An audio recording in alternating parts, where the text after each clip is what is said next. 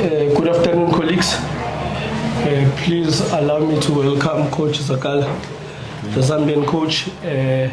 Welcome to the presser of match number 20, South Africa versus Zambia. Coach, another positive result for you and your boys. Your overall feeling of the game? Thank you very much. I think first and foremost, I have to give credit to the players. I think mentally they are very strong. Like I said, South Africa, they're playing passing football. But for us, I think how we have mentored our boys, I think it was more mentally than South Africa. They've got good sight, they're playing good football. But for us, I think we had a mission. We only came here to defend our trophy.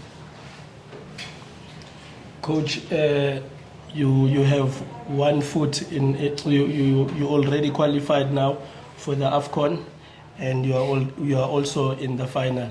So from here, what's the plan for the last match? Are you satisfied with just qualifying for the next year's competition of African Cup of Nations, or you still want to go ahead and defend the title that you won last year? Well, I think here we are here to defend. I think the first objective was for us to qualify to the Africa Cup. Well, the second, I think we have to get our cup back. I think the only team which was looking more strong at South Africa, which I think we are done. Looking at the game against Angola, I think we just have to win and correct our mistakes. Thanks, Coach. Colleagues, you have the floor. Coach, congratulations on the win and qualification for... Coach, thank you very much for your time, Coach. Congratulations on the win and qualification for AFCON. I just want to know your approach coming into this game in terms of how you plan to deal with South Africa's being a ball possession-keeping side, being a team that moves the ball around and has skillful players up front that can penetrate the defense. What was your plan to deal with that, and how do you assess your performance of your boys? Well, I think the first thing we did was to make our defense solid, despite we conceded early. But looking at South Africa, I think I've watched them from, Ivory Coast, even here. I've been following how they're playing. I wasn't minding another team apart from South Africa because I knew that we were going to meet them. But our plan was, I think we knew that we were going to score them. They will come at us, but I think mentally the players were very strong, and I'm happy for that. It gives us a good picture going into the final. It's Maslamala Morake from the SABC. Coach, would you agree that this was by far the toughest game in the tournament so far? And if that's so, how then do you tell your boys to continue with the mental strength that you're talking about as they play the final? Because they may think we've beaten South Africa, so the final is going to be easy. No, I think each game becomes difficult. I think in the history of football, as COSAFA, South Africa is always a difficult opponent, which I think the last COSAFA, it was the same. But I think going into the game against Angola, I think they have to come more stronger than this. Angola, I don't think they can play how South Africans are playing. It's a different ball game. We just have to plan tomorrow when we're in training. Coach, you've spoken about your plan. How was that plan impacted by the red card that you got in the 25th minute? What tactical changes did you make to be able to get a goal and be able to get the winner and still maintain your lead throughout the game? Well, I think our plan, when I saw how South Africa was playing, I had to put another striker. And I think it worked for us, which is good. Well, we saw that they had, I think, two key players, that the number 10 and the left-footed, I think the number 7. We're not minding about the other players, I think.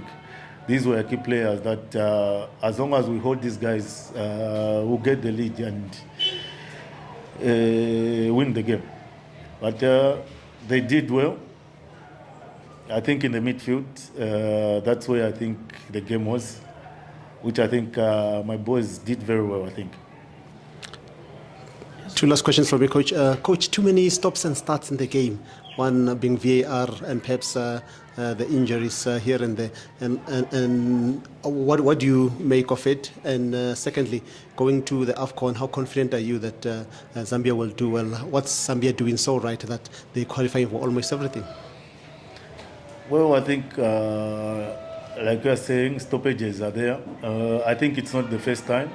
Even the time I was a player, it happened, Africa Cup qualifier. But I think we just have to plan, because I think where we are going, it's a different ballgame. Africa Cup, I think all the countries here are looking small. Once we go there, they've got big guys that side. And I think here, COSAFA, the only opponents I think which are more strong are South Africa, because they have been there. But looking at the preparations, I think we just have to prepare very well. Because I think as a coach, it's the second time to qualify to the Africa Cup. And the first time, I think I learned a lot, which I think is going to help me this time to achieve our goals.